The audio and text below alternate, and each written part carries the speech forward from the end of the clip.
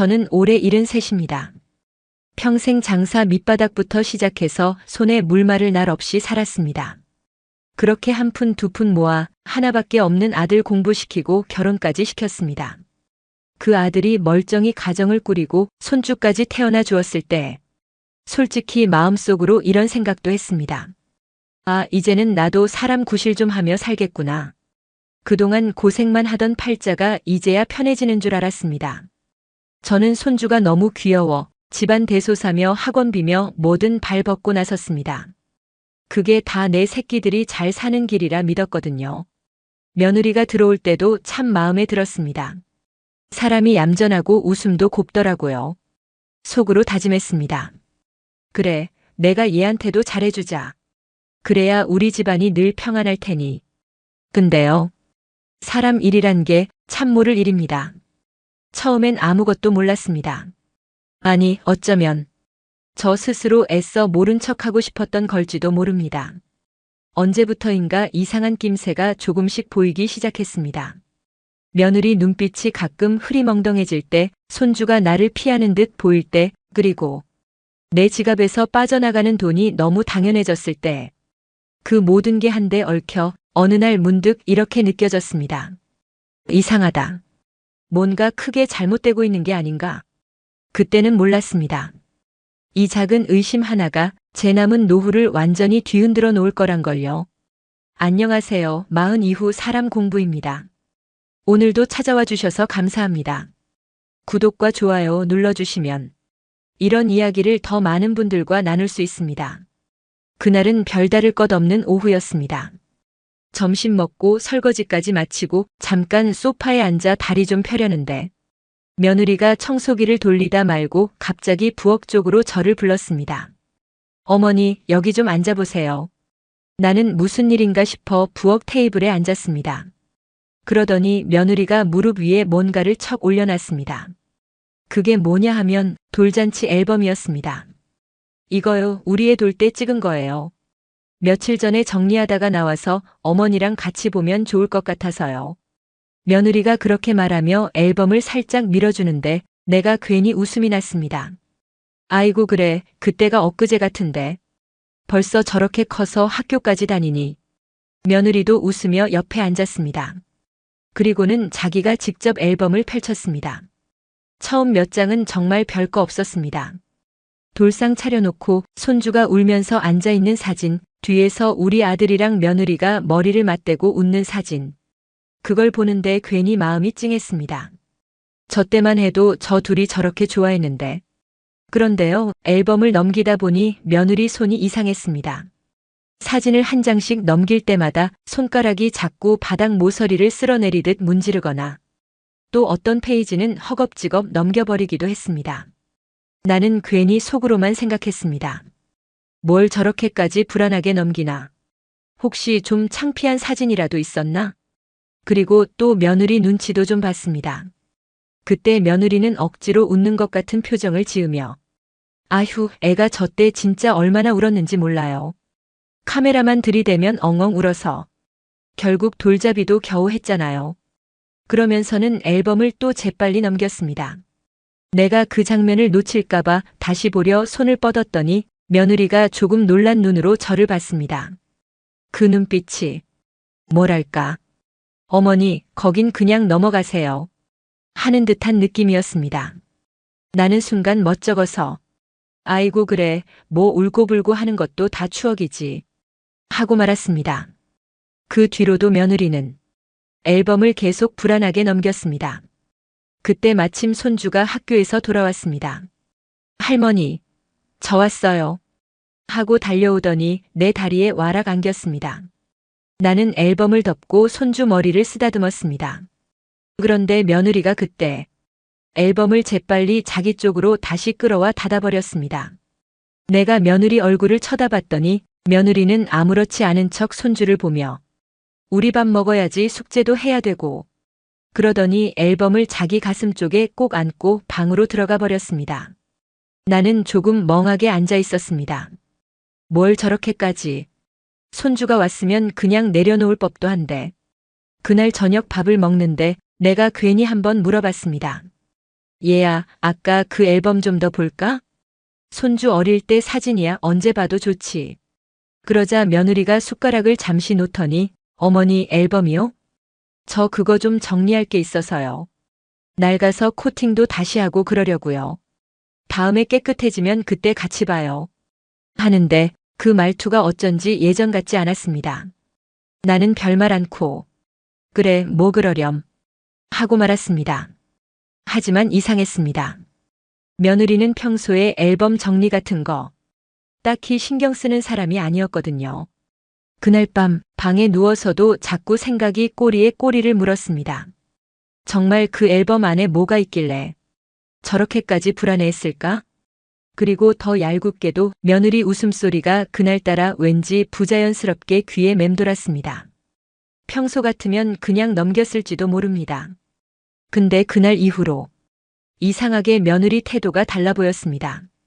내가 방에서 나오면 전화기 화면을 황급히 꺼버리고 작은 방 문을 닫고 뭘 찾는지 서랍을 뒤적이다. 내가 들어가면 깜짝 놀라며 어머니 왜 그러세요? 하고 웃는 그 표정이 그때부터였습니다. 뭔가가 마음 한켠에서 이상하다, 이 집에 뭔가 숨기고 있는 게 있나 보다 하는 느낌이 스멀스멀 올라온 건 며칠 뒤였습니다. 손주는 학교에 가 있고 며느리는 마트에 다녀온다고 나간 한낮이었습니다. 저는 작은 방 청소를 하고 있었습니다. 그 방은 평소 며느리가 살림 물건이나 계절 지난 옷가지를 넣어두는 공간이었습니다. 서랍장 위에 먼지가 유난히 쌓여 있길래 걸레를 빨아들고 닦다 보니 서랍 손잡이가 살짝 벌어진 게 보였습니다. 별 생각 없이 그 서랍을 열었습니다. 안에는 영수증 봉투며 낡은 서류 뭉치 같은 게 어수선하게 들어 있었습니다. 손에 걸린 봉투 하나를 꺼내 들었습니다. 꽤 묵직했습니다. 봉투를 열자 산부인과 로고가 선명히 찍힌 진료비 명세서가 여러 장 나왔습니다. 그중 하나에는 검사명 유전자 검사라고 또렷하게 적혀 있었습니다. 그 순간 손끝이 차가워졌습니다. 저는 그 서류를 다시 들여다봤습니다. 검사일은 손주가 태어난 지 몇 달 안 된 시점이었습니다. 그러니까 돌도 채 지나기 전. 그런데 보호자 이름에 우리 아들도 아니고 며느리도 아니고 낯선 이름이 적혀 있었습니다. 이게 뭐지? 그 밑에는 친자 확인 검사라는 항목과 수납 금액까지 찍혀 있었습니다. 서류 뒷장에는 병원 담당자가 서명해둔 종이도 있었습니다. 거기에도 같은 보호자 이름이 적혀 있었습니다. 순간 머리가 멍해졌습니다. 저는 그 서류를 덮었다가 다시 펴기를 몇 번이나 했는지 모릅니다. 우리 손주가 태어난 건 결혼하고 나서가 맞는데 왜 친자 검사를? 그리고 이 보호자는 또 누구지? 머릿속이 복잡해지니 숨이 가빠졌습니다. 손에 쥔 종이가 자꾸 구겨질 만큼 소나기에 힘이 들어갔습니다. 그때였습니다. 현관문이 열리고 며느리가 들어왔습니다. 저는 깜짝 놀라 서류를 봉투에 다시 집어넣고 서랍에 밀어 넣었습니다. 며느리가 작은 방문을 살짝 열더니 어머니, 방에서 뭐 하세요? 저는 애써 아무렇지 않게 웃었습니다. 그냥 먼지 좀 닦으려고. 괜히 또 살림살이 곰팡이 피면 싫잖니. 며느리는 가만히 서서 방 안을 한 바퀴 둘러보더니 그래도 그런 건 제가 할게요. 어머니 무릎 아프시잖아요. 나중에 꼭 말씀만 주세요. 그 말투가 어쩐지 섬뜩하게 느껴졌습니다. 며느리가 방을 나간 뒤에도 저는 한동안 서랍 손잡이를 잡고 있었습니다. 손끝이 차가워서인지 아니면 그 순간 내 마음까지 서늘해져서인지 알 수가 없었습니다. 돌이켜 생각해보니 그 전부터 이상한 점이 하나둘이 아니었습니다. 며느리는 손주 교육비니 보험료니 하며 늘 자연스럽게 저를 찾아왔습니다. 어머니, 이번 달에도 좀 넣어주실 수 있으세요? 제가 잘 저축해 놓을게요. 요즘 애들 학원이며 학교 준비물이 너무 비싸서. 저는 그때마다 그래, 내 손주 위에 쓰는 돈인데 뭘 그러냐 싶어 지갑을 열었습니다. 그러던 어느 날이었습니다. 며느리가 손주를 재우고 나온 뒤 작게 웃으며 이런 말을 꺼냈습니다. 어머니, 혹시 모르니까 어머니 앞으로 보험 하나 더 들어놓을까요? 요즘은 저축성 보험이 훨씬 이율도 좋고 나중에 혹시 병원비 나갈 때도 바로 쓸 수 있고요. 저는 그 말을 듣고 그래, 이 나이에 혹시 모르지. 며느리가 다 챙겨주겠다는데 믿고 맡기자.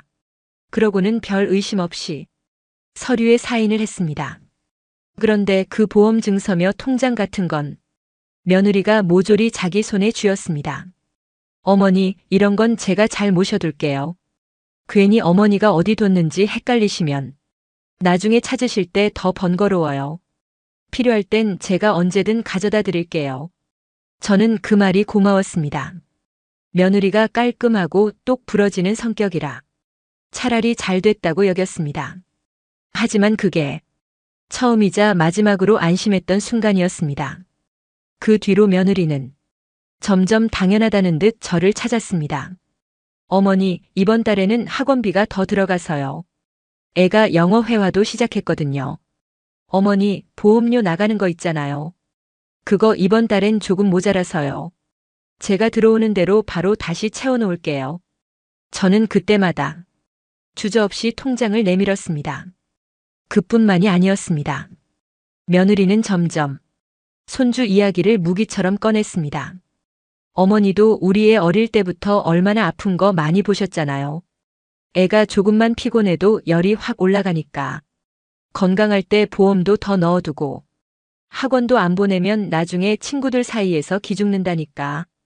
그 말을 들을 때마다 저는 아무 대꾸도 못했습니다. 손주가 그렇게까지 아프다는데 제가 어떻게 돈 이야기를 마다하겠습니까? 결국 저 앞으로 들어둔 보험, 적금, 그리고 생활비 통장까지 며느리가 다 관리하기 시작했습니다. 처음에는 어머니도 이젠 편하게 사세요. 돈 걱정, 서류 걱정 다 제가 할 테니까. 라고 말하던 며느리였습니다. 저는 그게 그렇게 고마웠습니다. 그런데 이상했습니다. 며느리 말투가 점점 바뀌기 시작했습니다. 어머니, 이번 달에도 좀 넣어주세요. 요즘 물가가 올라서 예전 같지 않아요. 그러면서도 예전처럼 죄송해요, 고맙다는 말은 점점 듣기 어려워졌습니다. 마치 제가 돈을 내주는 게 당연한 의무가 된 것 같았습니다. 그러던 어느 날은 며느리가 저를 슬쩍 보며 이런 말까지 꺼냈습니다. 어머니, 그래도 우리 애가 할머니 덕에 남들 안 부럽게 크는 거예요. 나중에 어머니 아프시거나 그러시면 우리 애가 다 할머니 돌볼 거잖아요. 그때 되면 더 보람 느끼실 거예요. 저는 그 말을 듣는데 괜히 속이 서늘해졌습니다. 그때까지만 해도 저는 며느리를 완전히 의심하지 못했습니다. 그래도 우리 손주 위에 그러는 거겠지. 저 애가 괜히 이런저런 걸 맡아 해주겠어? 저는 그 생각 하나로 또다시 통장 비밀번호를 며느리에게 건네주고 서류며 카드며 전부 맡겼습니다. 하지만 저는 곧 깨닫게 됐습니다. 그 모든 게 결국 저를 위한 게 아니었다는 걸. 그리고 더 이상 제가 믿을 구석도 기댈 사람도 그 집안엔 없다는 걸요. 며느리가 친정에 며칠 다녀가겠다고 했습니다. 손주도 데리고 간다길래 집은 오랜만에 조용했습니다. 그 며칠 사이 저는 거실 소파에 앉아 TV를 켜놓았지만 아무것도 귀에 들어오지 않았습니다. 며칠 전 작은 방 서랍에서 발견한 산부인과 진료비 영수증, 그리고 낯선 보호자 이름. 설마 내가 잘못 본 건가? 병원에서 서류가 뒤섞인 건 아닐까? 계속 애써 그렇게 생각해 보려 했지만 제 눈이 확인한 그 이름들은 도저히 지울 수가 없었습니다. 밤에는 좀처럼 잠이 오지 않았습니다. 그러다 새벽녘 불 꺼진 거실에 가만히 앉아 결국 결심했습니다. 확인을 하자. 혼자서만 끙끙 앓으며 살 순 없어. 다음 날 아침 보험 증서를 찾아보려 했지만 며느리가 잘 보관하겠다며 다 챙겨간 지 오래였습니다. 그래서 저는 전화를 걸었습니다. 제 이름으로 든 보험이니 제가 확인할 권리가 있었습니다. 몇 번을 끊고 다시 걸기를 반복하다 결국 상담사에게 연결이 됐습니다. 네, 고객님 안녕하세요. 무엇을 도와드릴까요? 저는 목이 바싹 마르는 걸 느끼며 조심스레 말을 꺼냈습니다. 제가 홍현희인데요. 제가 예전에 들어둔 보험이 어떻게 돼 있는지 좀 보고 싶어서요.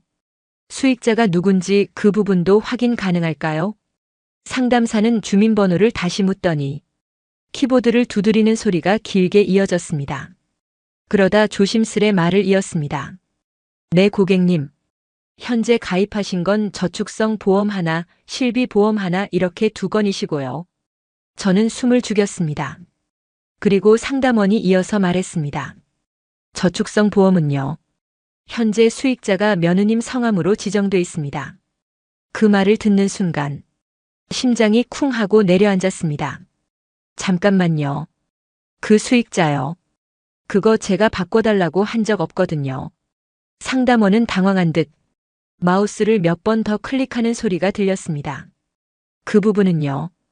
기록상 몇 년 전에 변경 신청이 들어왔고요. 위임장 첨부로 처리된 걸로 확인됩니다. 저는 멍하니 전화를 붙잡고 있었습니다. 며느리가 늘 어머니 이것만 사인해 주세요. 손주 위에 드는 거예요. 인감도 찍어주시면 처리 금방 끝나요. 그렇게 몇 장씩 서류를 들고 왔던 기억이 머릿속에 생생히 떠올랐습니다. 저는 어렵게 말을 꺼냈습니다. 혹시 그때 접수된 위임장 서류 사본을 저한테 보내주실 수 있을까요? 상담원은 잠시 확인하더니 네, 본인 확인 절차 거치고 등기 주소 확인되면 스캔본을 등기로 발송해 드리겠습니다. 라고 답했습니다. 전화를 끊자 손에 땀이 잔뜩 묻어 휴대폰이 미끄러질 정도였습니다. 저는 그저 손을 무릎 위에 올려두고 가만히 앉아 있었습니다. 며느리가 웃으며 어머니 다 손주 위에서 하는 거잖아요. 하던 얼굴이 갑자기 끔찍하게 느껴졌습니다. 그때 저는 진짜로 깨달았습니다. 이 며느리가 제가 모르는 사이 제 것들을 하나씩 아주 치밀하게 자기 손으로 가져가고 있었다는 걸요. 그리고 그걸 확인하는 순간이 이토록 서늘하고 두려울 줄은 정말 상상도 못했습니다. 며칠을 고민했습니다. 며느리에게 당장 들이대고 따질까 아니면 그냥 모르고 사는 게 낫나. 밤마다 잠을 설쳤습니다. 그러다 결국 하나의 결론에 도달했습니다. 확실히 해야겠다. 다음 날 아침 저는 조심스럽게 유전자 검사 전문센터에 전화를 걸었습니다. 저 이런 걸 문의드려도 될지 모르겠는데요. 손주하고 저 혹시 유전적으로 관계가 맞는지 확인해보고 싶어서요. 상담 직원은 차분히 설명했습니다. 네, 고객님. 부모 마이너스 자녀 관계가 아닌 조부모 마이너스 손주 관계도 특수검사로 확인 가능합니다. 일반 검사보다 조금 더 복잡하고 비용도 드시지만 유전자 일치율을 분석해 일정 확률로 관계를 가늠할 수 있습니다. 저는 한참을 머뭇거리다가 결국 말했습니다. 네, 예약 좀 잡아주세요. 며칠 뒤 약속한 날이 됐습니다. 저는 손주가 쓰던 칫솔을 조심스럽게 비닐에 담았습니다. 그걸 가방에 넣었는데 가슴이 답답해 숨을 크게 들이쉬었습니다. 그리고 혹시 몰라 제 머리카락 몇 올도 작은 봉투에 담아갔습니다. 센터 문 앞에 서서 몇 번이나 손잡이를 쥐었다 놓았다 했습니다. 결국 접수대에 이름을 적고 준비해간 검체를 제출했습니다. 직원은 미소를 지으며 말했습니다. 보통 1~2주 정도 소요되십니다. 결과 나오면 다시 연락드릴 테니 직접 오셔서 받아가시면 됩니다. 저는 고개만 살짝 숙였습니다. 집으로 돌아가는 길은 유난히 멀게 느껴졌습니다. 며칠이 지나는 동안 며느리는 아무 일 없다는 듯 저를 향해 환히 웃었고 손주는 제 품에 안겨 할머니, 오늘은 공부 안 하면 안 돼? 하며 투정을 부렸습니다. 저는 그 작은 손을 꼭 잡으며 애써 아무렇지 않은 척했습니다. 제발, 내가 혼자 괜히 상상만 하고 있는 거였으면 좋겠다. 그리고 어느 날 센터에서 전화가 왔습니다. 홍연의 고객님 맞으시죠? 결과지 나왔습니다. 방문 가능하실 때 내원 부탁드립니다. 저는 숨이 턱 막히는 것 같았습니다. 내일 오전에 가겠습니다. 다음 날 아침 검사센터 복도 의자에 앉아 제 차례를 기다렸습니다. 심장이 두근거려 온몸이 다 떨리는 것 같았습니다. 이름이 불리고 조심스럽게 진단실에 들어갔습니다. 담당 연구원은 서류가 든 작은 봉투를 제게 건네며 말했습니다. 검사 결과지입니다. 상세 내용은 표와 수치로 적혀 있으니 집에서 천천히 확인해 보시고 필요하시면 언제든 추가 설명 도와드리겠습니다. 저는 고개만 겨우 끄덕였습니다. 진단실을 나와 복도 옆 의자에 앉았습니다. 한참을 봉투를 바라보다 결국 떨리는 손으로 봉투를 뜯었습니다. 안에서 꺼낸 종이에는 낯선 수치와 함께 굵게 강조된 글씨가 보였습니다. 조선 유전자 분석 결과 유전적 일치율이 통상적인 조부모 마이너스 손주 관계 기준에 크게 미치지 못해 생물학적 직계 가능성이 낮습니다. 그 한 문장이 제 심장을 꽉 움켜잡는 것 같았습니다. 손끝에서 종이가 스르르 떨어져 무릎 위로 툭 하고 미끄러졌습니다. 그 종이는 길게 설명하지도 않았습니다. 숫자 몇 줄과 그래프 하나, 그리고 결론 한 줄. 그것만으로 제 인생 전체가 송두리째 흔들리는 기분이었습니다. 며칠 전 보험사 직원이 머뭇거리며 말을 고르던 목소리가 귀에 다시 맴돌았습니다. 며느리가 가져간 제 인감도장, 몇 번이고 사인했던 서류, 손주를 위해서라며 늘 웃으며 내밀던 종이들. 그 모든 게 서서히 하나로 이어졌습니다. 저는 결국 머리를 감싸쥐고 작게 몸을 숙였습니다. 눈물이 난 건지 숨이 막힌 건지 알 수 없었습니다. 그저 가슴 속에서 뭔가 더럽고 꺼림칙한 게 계속 치밀어 올라왔습니다. 그날 밤 저는 더는 참을 수 없었습니다. 결국 아들을 불렀습니다. 손주가 자고 있고 며느리는 잠시 외출한 틈이었습니다. 저는 거실 테이블에 병원에서 받은 친자 확인서와 며칠 전 보험사에서 받은 위임 서류를 나란히 올려놓았습니다. 그리고 조용히 말했습니다. 얘야, 여기 좀 앉아보렴. 아들은 잠깐 핸드폰 화면을 보다가 제 얼굴을 보고는 뭔가 이상함을 느낀 듯 조심스레 맞은편에 앉았습니다. 저는 서류를 그의 앞으로 밀었습니다. 이게 어떻게 된 거냐? 너 알고 있었니? 아들은 처음엔 서류를 얼핏 보고는 아무 표정도 지어 보이지 않았습니다. 그런데 손을 뻗어 한 장 한 장 넘기다가 병원 이름과 부불일치라고 찍힌 글자를 보더니 순간 손이 멈췄습니다. 그 손끝이 가늘게 떨리는 게 보였습니다. 저는 다시 물었습니다. 너 정말 아무것도 몰랐니? 아들은 고개를 숙였습니다. 입술이 파르르 떨리며 숨을 몇 차례 길게 들이켰습니다. 그리고는 한참을 아무 말 없이 있더니 결국 고개를 더 깊이 떨군 채 작게 중얼거렸습니다. 엄마, 나도 대충은 알고 있었어. 그 말에 저는 온몸에서 힘이 빠져 소파 등받이에 등을 기대고 말았습니다. 대충은 알고 있었다니. 그게 무슨 소리니? 아들은 손으로 얼굴을 한번 훑더니 조용히 말을 이어갔습니다. 처음부터 그런 건 아니었어.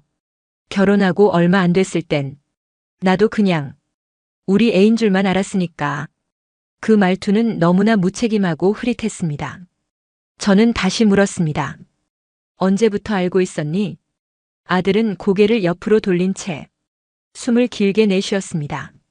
손주 돌 지나고 조금 있다가 나도 이상해서 몰래 병원에 가봤어. 그 말을 듣자 저는 두 손으로 무릎을 꾹 짚었습니다. 그럼 너도 검사를 했단 말이니? 아들은 고개를 아주 작게 끄덕였습니다. 그래서 그때 결과도 이렇게 나왔던 거니? 응. 나도. 그때 이미 부불일치라는 거 봤어. 저는 목구멍까지 뜨겁게 치받아 올라오는 걸 간신히 삼켰습니다. 그런데 왜 그걸 나한텐 아무 말도 안 했니? 왜 그냥 가만히 있었니? 아들은 손으로 이마를 짚고는 길게 떨리는 목소리로 말했습니다. 엄마, 그냥 덮고 살고 싶었어. 그 한마디가 제 가슴을 2번, 3번 쑤셨습니다. 덮고 살고 싶었다고. 이게 내 인생만 덮으면 끝날 일이니? 이게 내 애비가 남겨준 내 집이고 내 피 같은 돈인데 내가 어떻게 목소리가 점점 갈라지며 떨려나갔습니다. 아들은 그 말을 다 듣지 못하고 조용히 고개를 떨군 채 테이블 위에 놓인 손가락을 세게 꼬집고 있었습니다. 며느리는 걔는 알고 있었니? 제가 숨을 가다듬고 다시 물었습니다. 아들은 잠시 눈을 감더니 작게 대답했습니다. 알고 있었어. 나도 물어봤으니까. 그 목소리는 변명도 후회도 아닌 그저 축 늘어진 체념 같았습니다. 저는 더는 묻지 않았습니다. 그저 오래도록 맞은편에 앉은 아들을 바라만 봤습니다. 아들은 내 시선을 피하려 고개를 더 숙였습니다. 그 모습이 너무 초라해 보여 저 자신이 더 비참해졌습니다. 그렇게 한참을 앉아있다. 저는 조용히 자리에서 일어섰습니다. 너는 이제 방으로 들어가라. 아들은 아무 대답도 하지 못한 채 고개만 숙였습니다. 저는 등을 돌려 작은 방문을 닫았습니다. 그리고 문 뒤에 기대 숨을 길게 내쉬었습니다. 그날 밤 저는 한숨도 못 잤습니다. 몸을 뒤척이다가 결국 창문을 열었습니다. 밖에는 바람 소리만 낡은 대문을 건드리고 있었습니다. 저는 그 소리를 들으며 스스로 되뇌었습니다. 이제라도 이걸 외면하지 않길 잘했다. 비록 다 무너졌어도 이제부터는 내 눈으로 직접 보고 내 손으로 지켜야지. 며칠 뒤였습니다. 며느리가 현관문을 열고 들어오자마자 저를 향해 싱긋 웃었습니다. 어머니, 저 왔어요. 저는 아무 대답도 하지 않고 부엌에서 그릇을 닦고 있었습니다. 그런데 며느리는 아랑곳하지 않고 제 옆으로 다가왔습니다. 어머니, 저 이번 달 보험료랑 학원비 있잖아요. 그거 이번 주 안으로 좀 넣어주셔야 해요. 며느리는 너무도 자연스럽게 말했습니다. 마치 오래된 월세 독촉이라도 하듯 조금의 미안함도 없이 당연하다는 얼굴이었습니다. 저는 조용히 수세미를 내려놓았습니다. 며느리는 손가락으로 머리카락을 귀 뒤로 넘기며 익숙하게 말을 이었습니다. 어차피 다 우리 애 앞으로 들어가는 돈이잖아요. 이제 와서 뭐 그렇게 까다롭게 구세요, 어머니.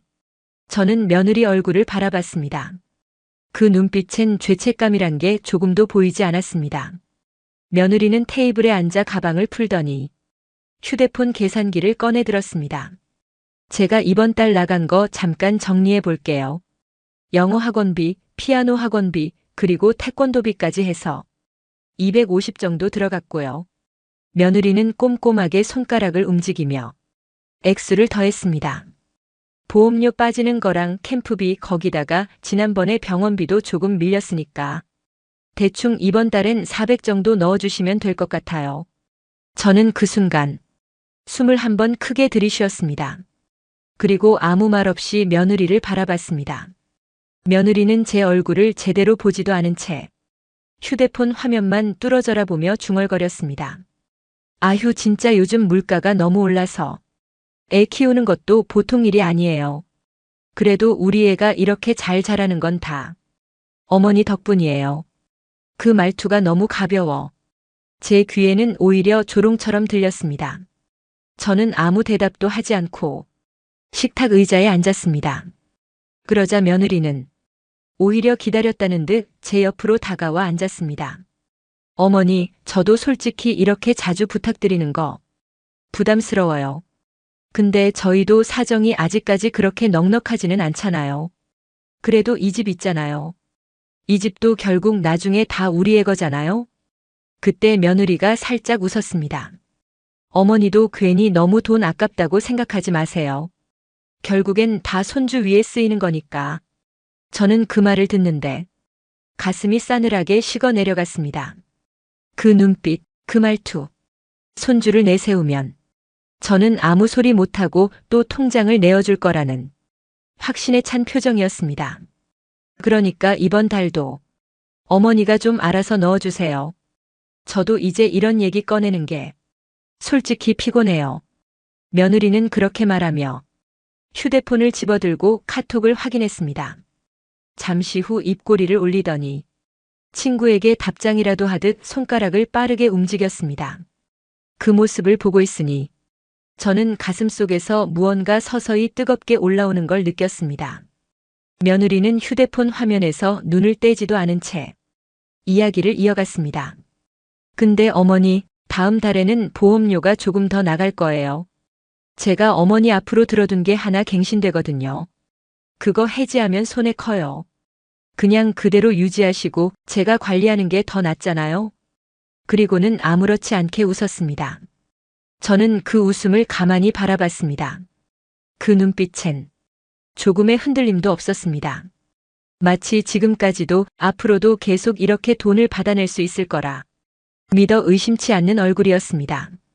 저는 그때 아무 말 없이 며느리를 바라보다 조용히 일어나 방으로 들어갔습니다.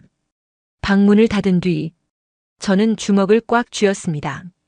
이제는 더 이상 이 사람에게 내 돈도 내 이름도 그리고 내 삶도 맡기지 않겠다고 그 자리에서 조용히 다짐했습니다.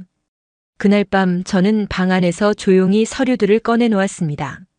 손주가 쓰던 칫솔과 함께 병원에서 받은 친자 확인서, 보험사에서 보내온 위임 동의서 사본, 그리고 며느리가 몰래 작성했던 관리 대리인 지정 서류까지 그걸 하나하나 책상 위에 펼쳐두고 가만히 내려다봤습니다.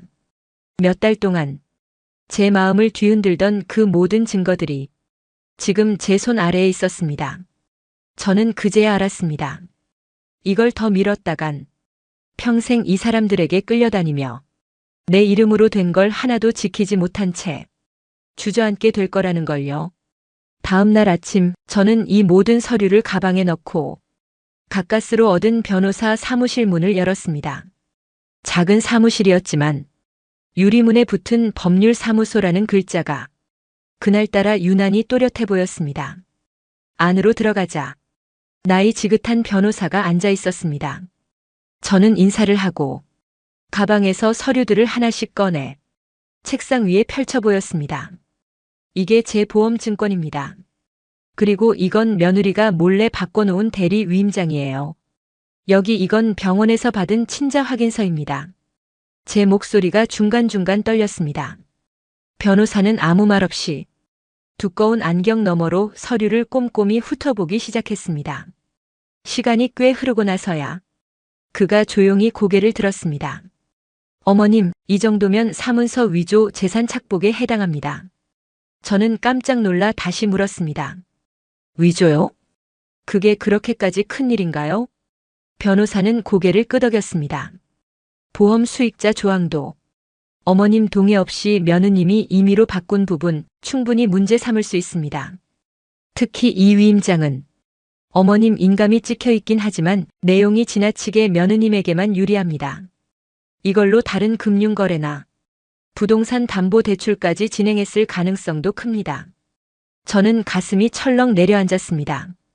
그러면 이 집도 위험한 건가요? 변호사는 서류를 한 번 더 훑더니 조심스레 말했습니다.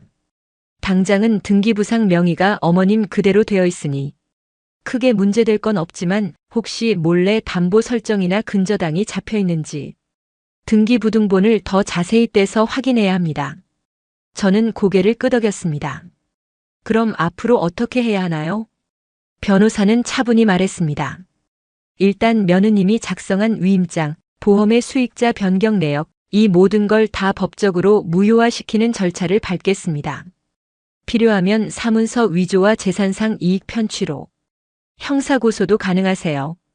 물론 그 전에 조정이나 소송을 걸어 보험 수익자 변경부터 바로 잡아야 합니다. 저는 두 손을 꼭 모았습니다. 숨이 조금 가빴지만 다시 크게 들이쉬고 내쉬며 차분히 대답했습니다. 해주세요. 더 이상은 이대로 끌려다니지 않겠습니다. 변호사는 고개를 끄덕이며 서류를 다시 정리했습니다. 그날 사무실을 나서며 문득 유리창에 비친 제 얼굴을 보았습니다. 생각보다 낯설지 않았습니다. 몇 달 전 며느리에게 통장과 인감을 맡기며 네가 알아서 해라 하고 웃던 그때보다 지금이 훨씬 더 제 얼굴 같았습니다. 저는 그렇게 내 이름으로 된 것들을 이제 다시 내 손으로 지키기로 마음먹었습니다. 그리고 그 결심을 더 이상 아무에게도 흔들리지 않겠다고 단단히 붙잡았습니다. 며칠 뒤였습니다. 며느리가 뭔가 눈치를 챘는지 문을 열고 들어오자마자 가방도 내려놓지 않은 채 거실로 성큼성큼 들어와 저를 향해 소리쳤습니다. 어머니, 지금 무슨 짓 하고 다니시는 거예요? 저는 묵묵히 식탁에 앉아 서류를 정리하다 고개를 들었습니다. 며느리는 그 얼굴에 화와 초조함이 뒤섞여 있었습니다. 변호사? 소송 준비하시겠다고요? 도대체 무슨 생각으로 그러세요? 저는 아무 대답도 하지 않고 조용히 며느리를 바라봤습니다. 그러자 며느리는 더 크게 소리를 질렀습니다. 어머니, 친자 검사까지 해서 우리를 이렇게 궁지로 몰아넣고 싶으세요? 어차피 법적으로 우리 애는 아버님 호적에 올라가 있는 거잖아요. 지금 와서 그게 무슨 소용이에요? 저는 그 말에 조용히 숨을 고르고 묵직하게 물었습니다. 너 그거 다 알고 있었구나? 며느리는 얼굴 근육이 잠깐 굳더니 곧 억지로 입꼬리를 올리며 비웃었습니다. 알면 어때요? 어차피 어머니 돌아가시면 이 집도 보험도 다 우리 애 거예요. 그러니까 괜히 이렇게까지 일 만들지 마세요. 그 말투엔 죄책감 따윈 조금도 느껴지지 않았습니다. 솔직히요, 그동안 누가 어머니 병원 모셔다 드리고 보험료 관리하고 카드 갚았어요? 저 아니었어요? 제가 얼마나 이 집 살림 챙겼는지 모르세요? 그 목소리엔 어이없게도 억울하다는 기세까지 깔려 있었습니다. 저는 더 이상 아무 말도 하지 않고 그저 눈빛으로만 며느리를 바라봤습니다. 그러자 며느리는 슬쩍 손을 허리에 올리고 고개를 갸웃거리며 한 발 더 나섰습니다. 어머니도 잘 아시잖아요. 지금 와서 아무리 친자 아니라 해도 이미 아버님 성으로 호적 올라가 있고 보험이니 재산이니 다 우리 애 거예요. 결국 다 우리 식구 건데 어머니가 괜히 지키겠다고 법까지 들이밀어서 뭘 얻으시겠다는 거예요? 그 목소리는 분명히 위협이었습니다. 저는 한참을 며느리를 바라보다 낮게 입을 열었습니다. 내 앞으로 들어간 보험, 적금, 이 집, 그 어떤 것도 이제 너희가 손 못 대. 며느리의 얼굴이 싸늘하게 굳었습니다. 네가 몰래 만들어 놓은 위임장, 그거 다 변호사 통해서 무효 처리 끝냈다. 이제 앞으로는 내 허락 없인 통장 하나, 보험 하나 건드리지도 못해. 그 말을 듣자 며느리는 당황한 기색이 역력했지만 곧 억지로 눈을 치켜뜨며 목소리를 높였습니다. 좋아요. 어머니가 그렇게까지 나오시겠다니 저도 가만히 있지 않을 거예요. 법적으로 다 따져보면 결국 우리 애가 받게 될 돈이에요. 그러니까 그때 가서 후회하지 마세요. 저는 아무 대답도 하지 않았습니다. 그저 차갑게 시선을 고정한 채 며느리를 바라볼 뿐이었습니다. 그러자 며느리는 마지막으로 날선 눈길을 주고 가방을 움켜잡았습니다. 그리고 문 쪽으로 가면서 발 뒤꿈치를 세게 굴려 현관문이 쾅 하고 크게 울렸습니다. 그 소리가 텅 빈 집안에 오래도록 진동했습니다. 저는 그 문이 닫히는 소리를 들으며 천천히 숨을 들이쉬었습니다. 그리고 조용히 속으로 다짐했습니다. 이제는 내 이름으로 된 건 다 내 손으로 지키고 살 거다. 며느리가 결국 가만히 있지 않았습니다. 며칠 뒤 내용 증명 서류가 집으로 날아왔습니다. 위자료 청구 예고, 손주에 대한 정서적 학대 책임이라는 말도 안 되는 문구가 적혀 있었습니다. 저는 그걸 손에 쥐고 숨을 길게 내쉬었습니다. 그날 밤 아들이 찾아왔습니다. 들어오자마자 저를 보며 작게 한숨을 쉬었습니다. 어머니, 그냥 이번 일은 적당히 합의 보고 마무리하면 안 될까요? 애도 있고 며느리도 솔직히 무서워서 그래요. 저는 고개를 저었습니다. 그 애가 내 이름으로 뭘 어떻게 해놨는지 너도 봤잖니? 이제는 더 물러서지 않을 거다. 아들은 머리를 감싸주더니 낮게 중얼거렸습니다. 그래도 우리 애인데. 그때 저는 조용히 말했습니다. 내 애 맞니? 그 말에 아들은 아무 대답도 못하고 그저 고개를 떨군 채 조용히 방으로 들어갔습니다. 며느리는 그 뒤로도 문자를 보내 협박했습니다.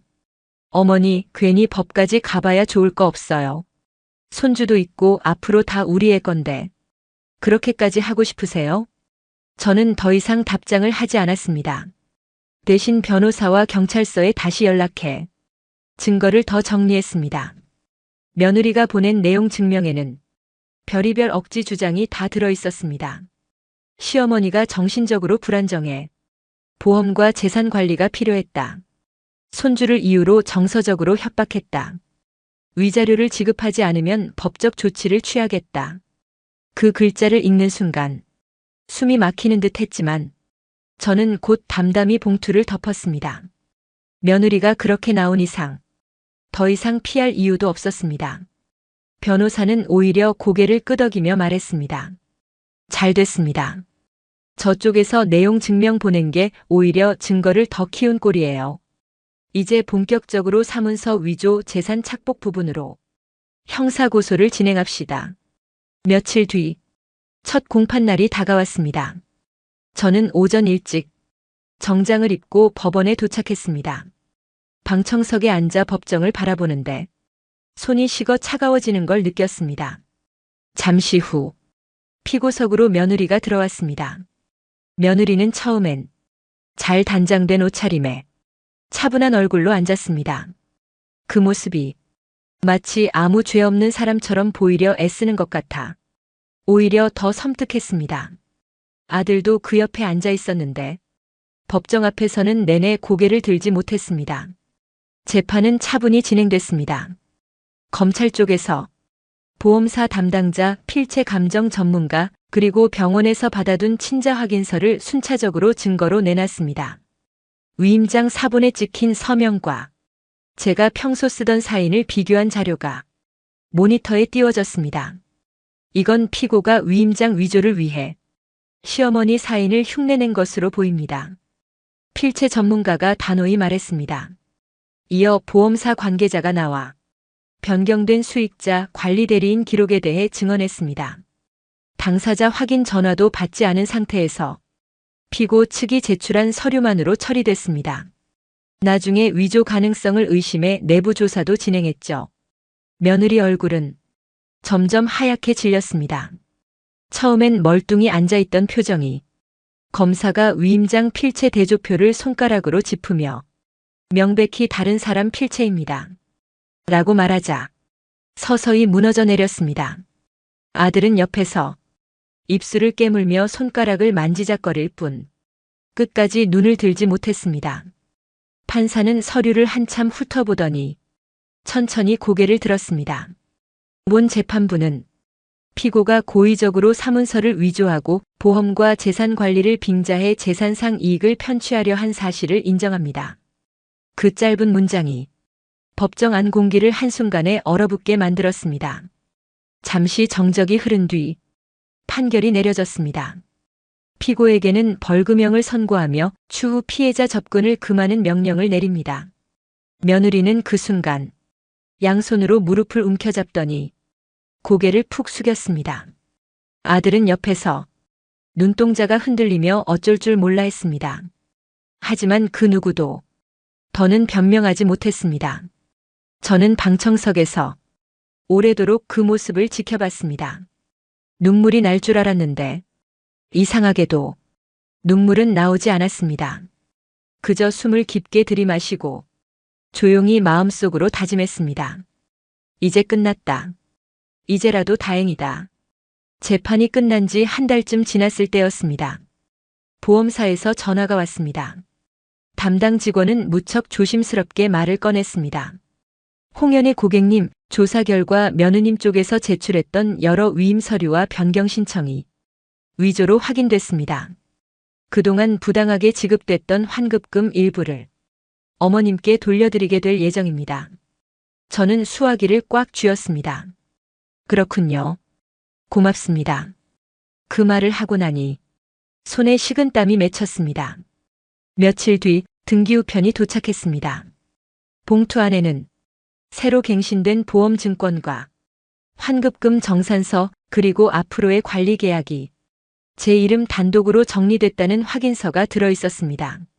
그걸 하나하나 꺼내 거실 테이블 위에 펼쳐놓고 보는데 숨이 저절로 길어졌습니다. 이제야 모두 다시 내 손에 돌아왔구나. 그렇게 생각하니 그동안 애써 괜찮은 척했던 마음이 한꺼번에 흔들리듯 쿵 내려앉았습니다. 그리고 며칠 후 아들이 조심스럽게 말을 꺼냈습니다. 어머니, 저희 잠시 따로 살아보려고요. 며느리도 당분간 친정에 들어가 있겠대요. 저는 조용히 고개를 끄덕였습니다. 짐을 빼가는 날 아들은 방에 들어가 서랍 몇 개를 뒤적이다가 괜히 제 눈치를 살폈습니다. 저는 아무 말 없이 부엌 싱크대 앞에 서 있었습니다. 그렇게 시끄럽게 들리던 짐 빼는 소리가 어느 순간 사라졌습니다. 아들이 현관에서 잠깐 머뭇거리더니 결국 아무 말 없이 문을 닫고 나갔습니다. 그 순간 집안이 유난히 조용해졌습니다. 그 조용함이 낯설기도 하고 또 조금은 편하기도 했습니다. 며느리는 판결 이후 접근 금지 명령이 내려져 더 이상 이 집에 올 수도 없었습니다. 그 사실만으로도 숨통이 조금은 트이는 것 같았습니다. 며칠이 지나자 보험사 쪽에서 돌려받은 일부 환급금이 통장으로 들어왔습니다. 휴대폰 앱으로 입금 문자를 확인하는데 가슴이 묘하게 울컥했습니다. 그 돈이 엄청난 액수는 아니었지만 적어도 이제 내 이름으로 온전히 지켜낸 첫 번째 증거 같아서였습니다. 저는 집안을 천천히 둘러봤습니다. 거실, 부엌, 작은 방. 이젠 아무도 없는 이 공간이 참 오랜만에 진짜 제 집 같았습니다. 밤에 불을 끄고 침대에 누우면 어쩐지 예전보다 방이 더 넓게 느껴졌습니다. 그렇다고 외롭지는 않았습니다. 내 이름, 내 집, 내 삶.